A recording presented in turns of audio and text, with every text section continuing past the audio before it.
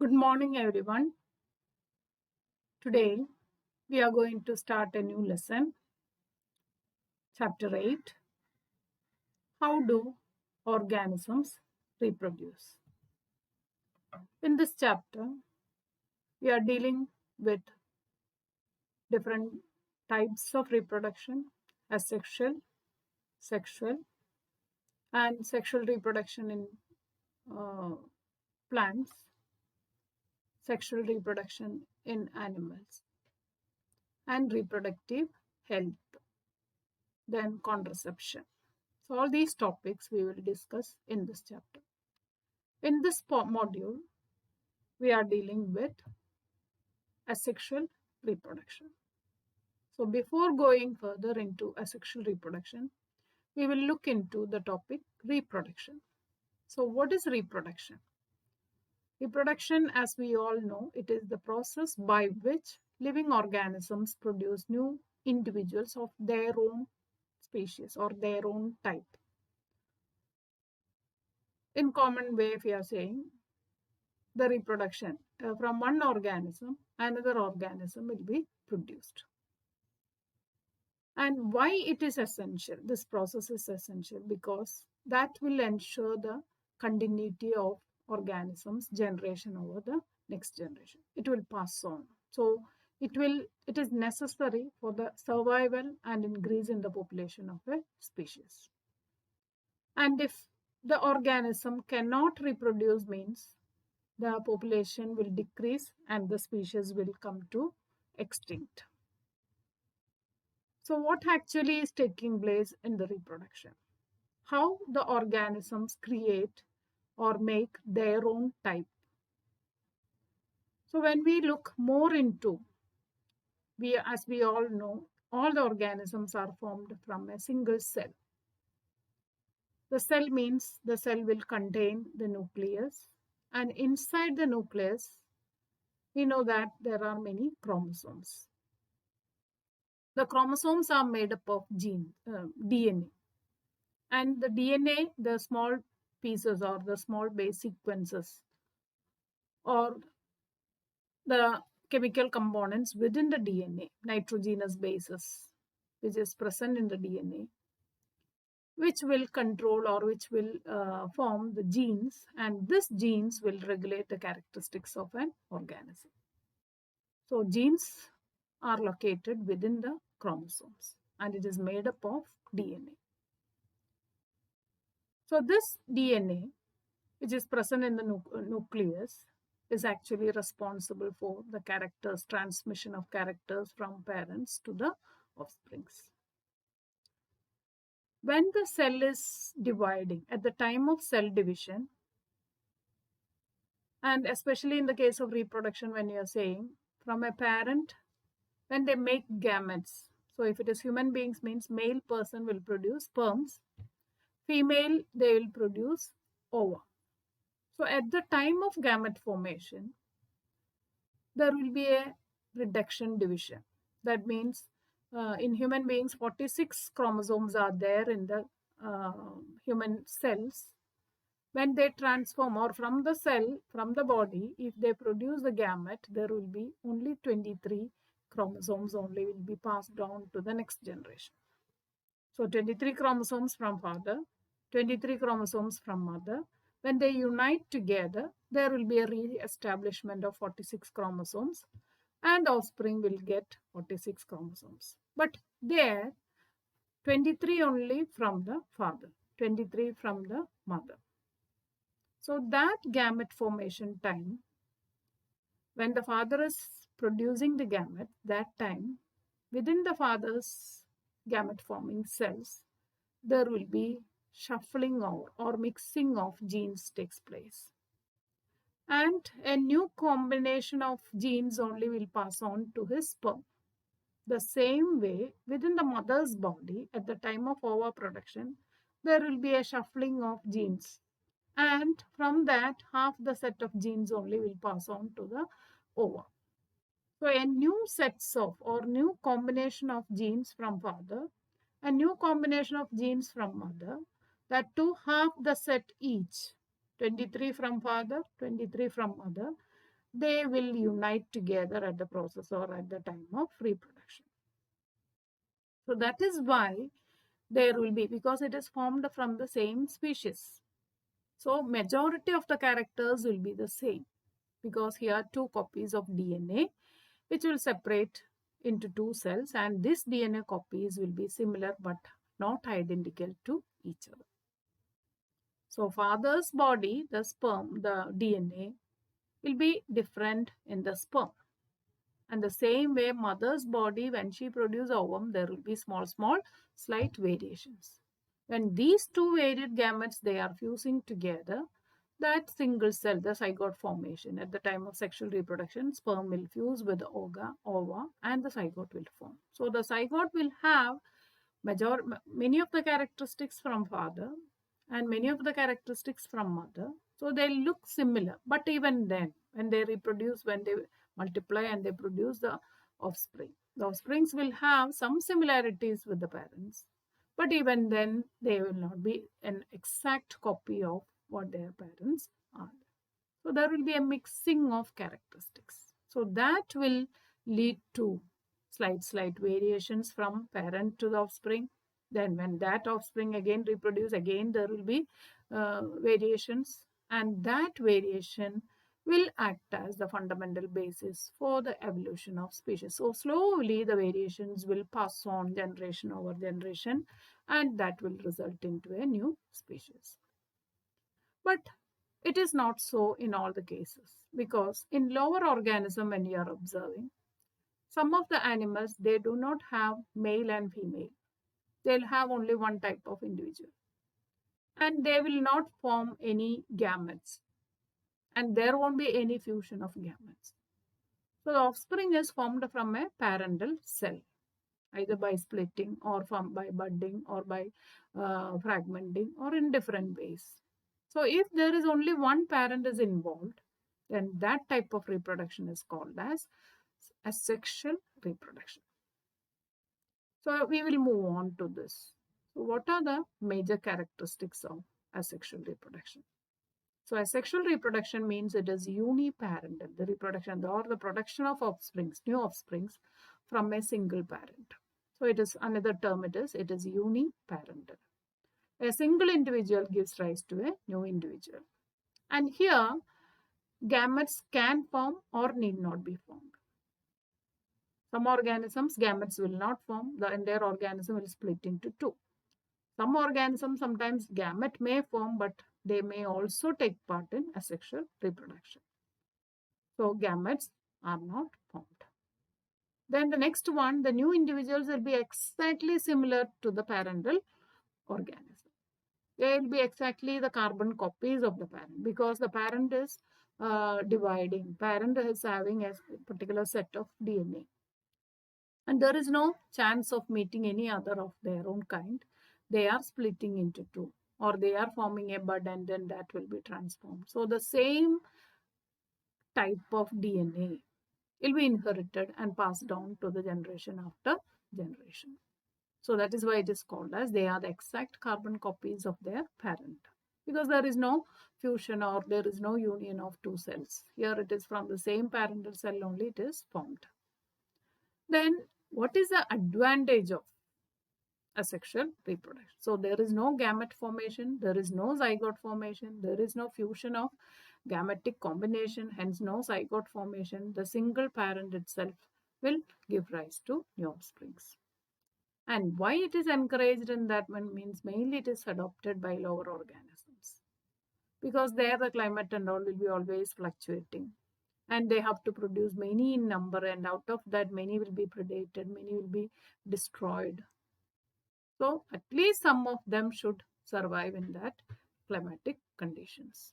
So mainly lower organisms are adopting asexual reproduction, and it is a simple method of reproduction. Within short time, maximum number of and rapid multiplication will take place. So many offsprings can be formed, and the complexity is also very less. And here I have given the list of many modes of asexual reproduction in many of the lower organism. The first figure, it is amoeba, the fission in amoeba. Second figure, it is binary fission in amoeba, means second one, it is multiple fission in Plasmodium, which is a malarial parasite. Next to that, the fragmentation in Spirogyra, the single thread-like structures that will split into many fragments, and each fragment will develop into an organism. Then the next one, it is Hydra. On the Hydra, there are small bulb-like structures or bud-like structures that will gradually enlarge. When it reaches maximum size, it will detach. Then regeneration in Planaria. The body will cut into many pieces. Each piece can develop into a complete organism. Then spore formation in fungi and all, spores are the formation. It is asexual reproduction. The plant body develops into a balloon-like structures. Inside that, small powdery dust-like structures will be their spores that will be released. It will germinate into again another organism. Then apart from that, sometimes vegetative reproduction also is there, that is from the plant body. Other than the seed, if the plant body is taking part in developing, cutting, rose plant and all, we are developing in that way. Just stem we'll cut and we'll plant it in the soil. Cutting, grafting, layering, there are different methods. We will discuss one by one in detail. So the first, how can we differentiate asexual reproduction with the sexual reproduction? So already I said asexual reproduction is uniparental, whereas sexual reproduction means it is biparental. Biparental means two individuals will be involved. One will act as the male and the other one will act as the female. And they produce sex cells, or we can say gametes. So male will produce sperm, female will produce ovum. These two gametes will fuse together, and then that will lead to the formation of zygote. So there, the mixing up of genes between father and mother, or male member and female member. So there will be a new combination of genes, new combination of DNA combination, and that chromosomes also will be shuffled, and offspring will be showing many characteristics similar to father as well as to the mother, but at the same time they will be having a unique combination of genes, and they will be showing slight variation from their previous generation. So here the second point, when we are saying sexual reproduction, there the gamete formation takes place. Third point, gametic fusion also takes place. As a result of gametic fusion, a single cell that is called a zygote will develop. And this zygote only later develop into offspring. So which is genetically dissimilar,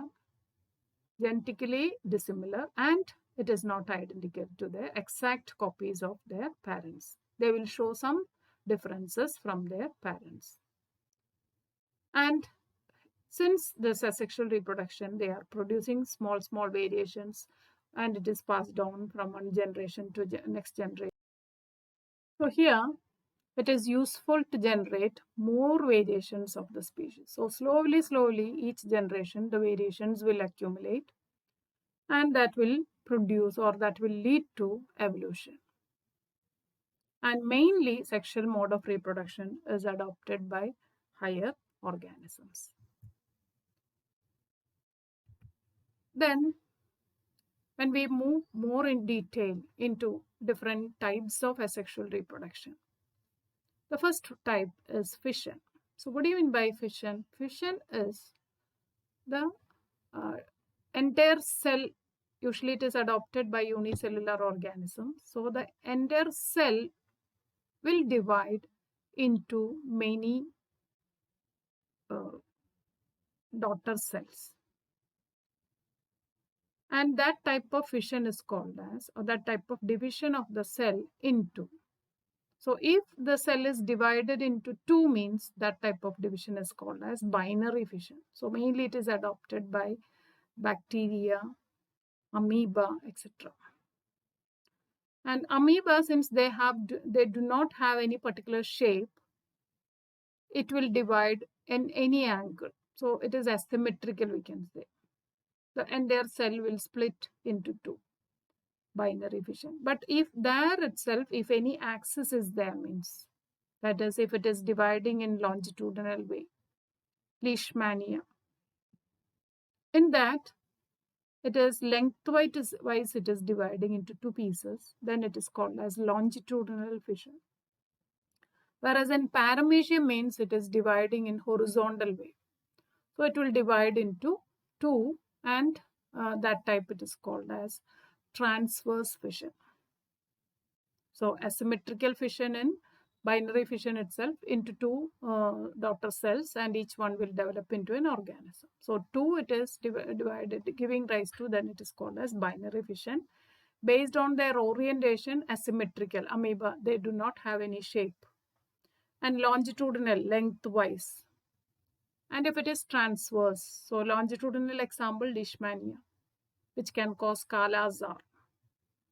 That means the fever accompanied by black fever and all, will say it is a special type, leishmaniasis will say. Then the next one, it is plasmodium, transverse division. So the transverse orientation, it will divide. But there is, if that division, if the entire cell is dividing into many, entire cell is splitting into many cells, and each one develop into organism, then that type of fission is called as multiple fission. That means from a single parental cell, many cells will be produced and many offsprings will be produced.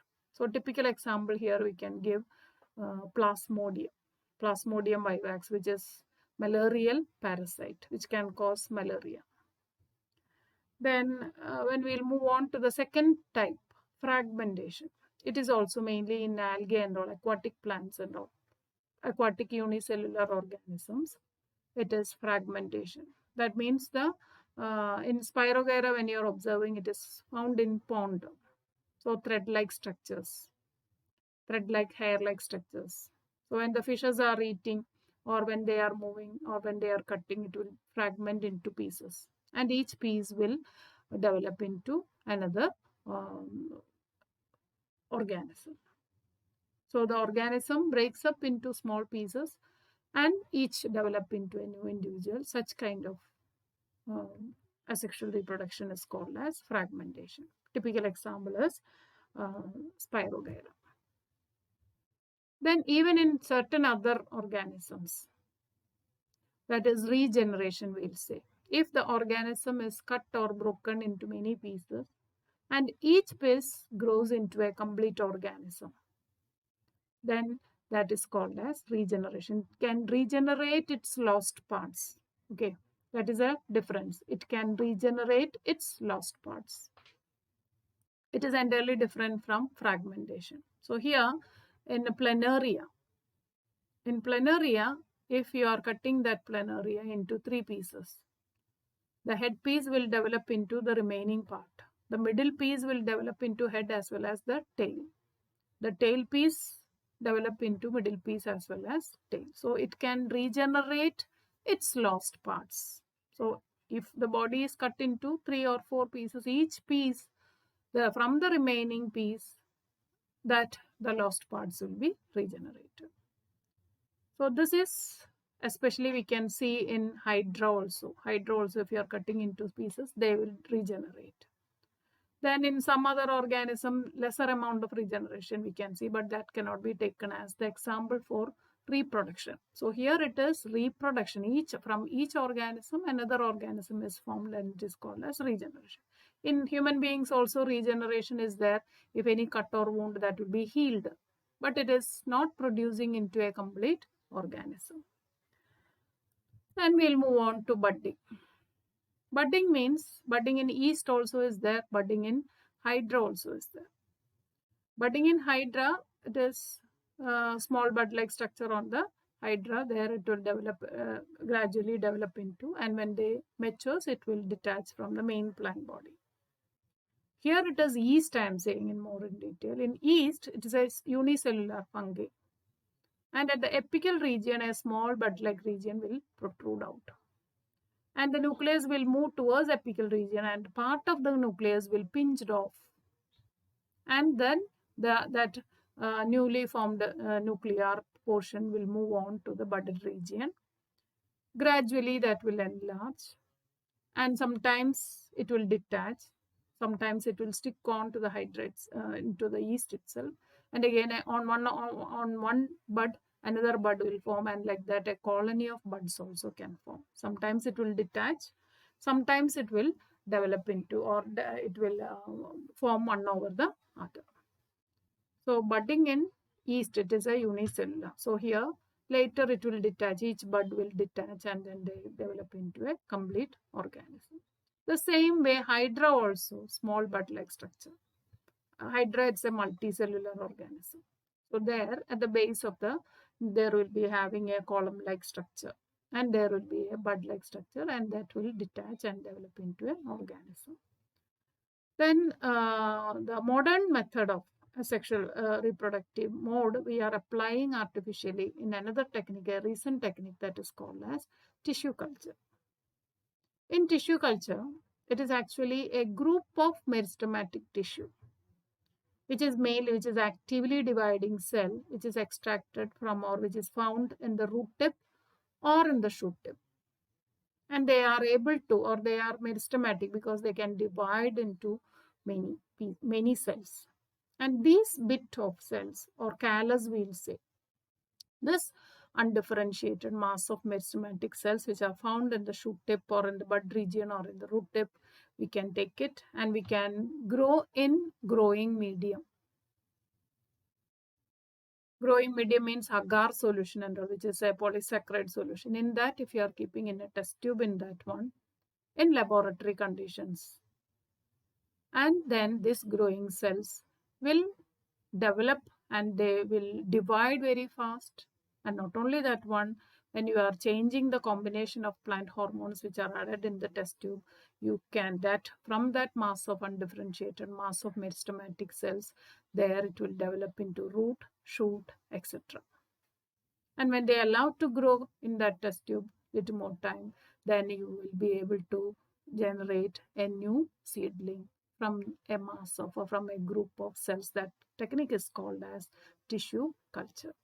Nowadays we are applying this, and within short time we can get the same similar type of plants, or such type of plants and all, especially orchid, then banana plant, etc. from the mass of cells within a test tube. When they reach up to a particular height, they can be transferred into nursery. Nursery means a small shaded area. Then after, when they reach to a particular height, it can be transferred into main cropland. So within short time, the same type of plants, if you want to germinate or if you want to make, you can adopt the tissue culture. So it is a type of asexual reproduction itself. And nowadays in the agricultural field, we are using many different varieties of tissue culture varieties for developing the same type without much variation. The same kinds of plants can be generated within short time. Then the next type, it is spore formation. This can be found in fungi, mainly in fungi. So fungi means bread mold, rhizopus. So when you are keeping the bread after sprinkling water, within 2 or 3 days, you can see white cottony mass on the bread. If you are waiting for 2 more days, you can see slightly gray or greenish color patches. And again, if you are waiting for some time, it will turn into black color, and when you are touching, you can see the powdery things will sticking on to your finger. So what is actually that? That is the spores produced by the fungi, rhizopus. So how it is formed means, it is the fungi, their body is made up of small thread-like structures, microscopic thread-like structures, that is called as hyphae. So once the spores is falling onto a moist surface, substratum, the spores will develop into thread-like structures that is called as hypha. Many hyphae grouped together, they form the mycelium, and from there few hyphae will emerge out. And that hyphae will end in a small balloon-like structures. And inside the balloon-like structures, we can see powdery spores. When they mature, this balloon-like structures or sporangium, we will say, the sporangium will burst open and then spores will be released. These spores, when they fall into suitable and moist bread or any other food item, they will develop and they germinate and they develop and they multiply. So this is mainly adopted by the fungal category. Typical example is Rhizopus or bread mold. Then the next one, budding, already we have said along with the yeast, budding. It's a small bud is formed which develops into tiny individual. Later it detaches from the parent body and upon maturation and they develop into a new individual, and that is mainly found in Hydra. And another category of this one, which is slightly different from the vegetative reproduction. That means the asexual reproduction. It's a kind of asexual reproduction, but here it is formed from the vegetative parts of the body. The new organism can be developed from the vegetative parts of the body, and especially it is adopted in plants. So asexual reproduction in plants, it is called as vegetative reproduction. So vegetative part of the body, when you are saying it is the part other than the seed. So sometimes the stem can develop into an organism, into a plant, or from the leaf they can develop into a plant, or from the root they can develop into a plant. So in many plants, the new plants develop from the vegetative parts of the plant, such as root, stem, leaves, etc. So in many plants, we have seen the root, from the root, the breaking of the root, they will develop into a complete organism. Dahlia roots, dahlia tubers, we'll say, potato tubers. Not ordinary potato, it is stem only. Sweet potato, madarikadam. So dahlia, sweet potato and all, it is the root that is developed into a, that again, when we are planting the root, the tuber of that, which is formed from the root, it is planted in the soil, means that will develop into an, another plant. In some cases, it can be the cutting of stem or the stem tubers. So stem tuber, it is actually the potato. The potato is a modified stem. So there, small eyes will be there, depressions. That eyes will contain the new buds. That portion we can cut it and we can plant it in the soil. They will develop into an organism. Say for example, cane sugar, the stem, rose plant, hibiscus plant, ginger. In all these cases, we are planting the stem, modified stems, and then we are getting new plants. There is another category where the leaves will act as. So typical example is bryophyllum. The margin of the leaf will contain small notches, and that notch, small buds will be there. That buds develop into plant. And artificially nowadays we are applying this vegetative reproduction, cutting, grafting, layering, etc. So grafting means one plant, one mango plant, on that another mango plant stem, both of this will be tied together, and then after some time gradually they will unite and then they will develop into a desirable type of variety. Ottumavu and all in Malayalam will say.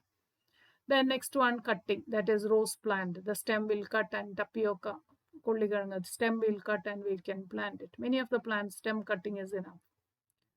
They will develop into an organism. Then another one, layering. Layering means we will, especially in jasmine, mulla, one small bending branch will bend it and we'll cover it with the mud, with the soil.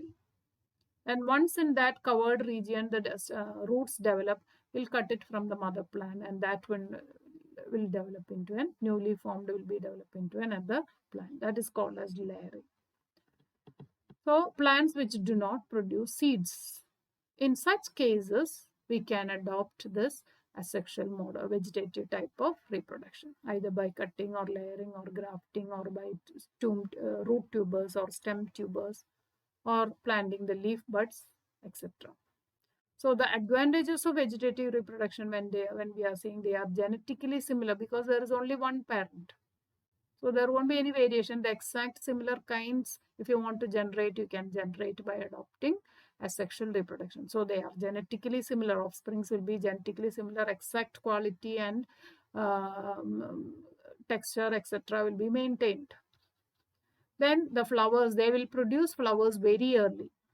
If you are layering or grafting type and all, means Ottumava and all, within 3 years they can produce the seeds. And they are genetically similar because exactly the same DNA. Then they can reproduce even if there is no seed production. So hibiscus and all means they won't produce seed. Rose also, no, they won't produce seeds.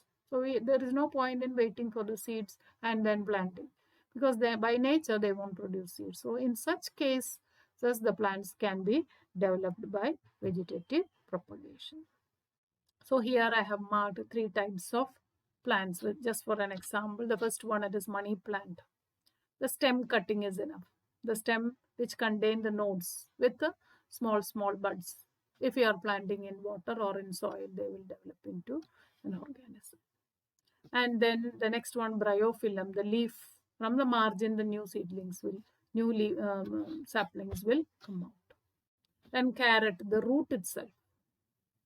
Carrot is a taproot. It is a modified taproot. From there, the plants will develop. So here, with this, the first module we are going to finish. Then next class we will continue the second module. Till then, thank you. Thank you very much.